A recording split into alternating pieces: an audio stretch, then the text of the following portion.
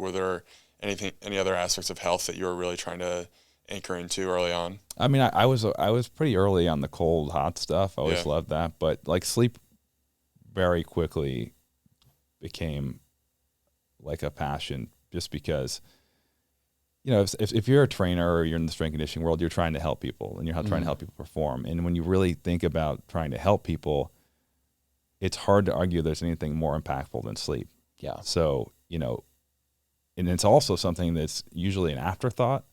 So when I started learning more and more about it, I got to spend time with Dr. Jennifer Martin from UCLA. She's an amazing sleep psychologist. I realized like this is almost like the silver bullet of health and wellness and performance. And we need to attack this more head on, just like we have in the strength conditioning world. You know, there's so much talk about like, you know, sets and reps, intensities and different periodization models and all this stuff, but nobody is attacking sleep.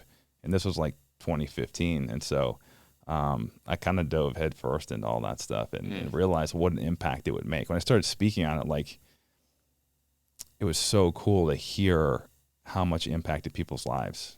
You know, it was literally life-changing, life-altering. So I'm like, if I can affect people in that way, like, I'm going to go all in on this.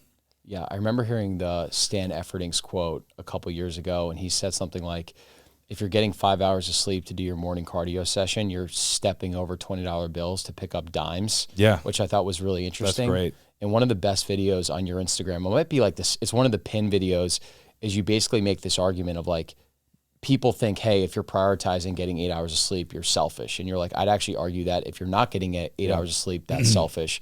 And I'd love for you to just expand on that thought because it was so powerful. Yeah, I mean, I think that, you know, when you look at it, if you're trying to show up for people as a spouse, you know, a boss, a coworker, or a friend, looking at how sleep affects your mood stability, your motivation, your mindset, your ability to read others' emotions, when you're chronically being underslept and you're knowingly doing that, like you have the ability to sleep longer, you are saying that you're okay with being 80% of the friend or spouse or coworker or boss that you can be, because from a mental aspect, you're not going to have the same empathy. You're not going to relate the same way. You're not going to perform at the same level.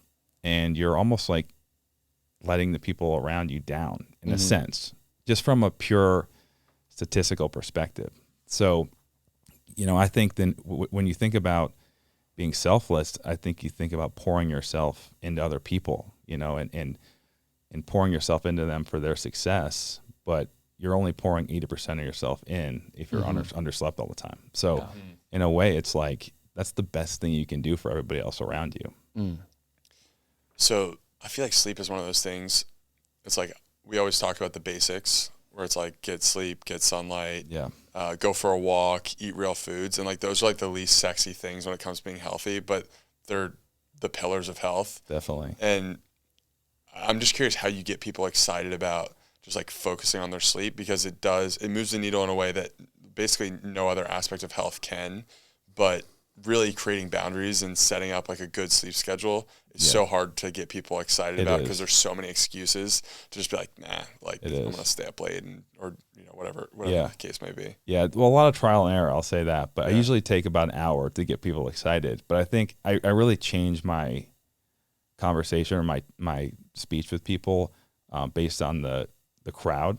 And I really try to relate it to whatever they're excited about. Yeah. You know, if it's a corporate crowd, like there's studies showing with CEOs, there's a direct relationship, a direct correlation between the hours of sleep the CEO is getting and the safety and trust that the employees feel, which is insane.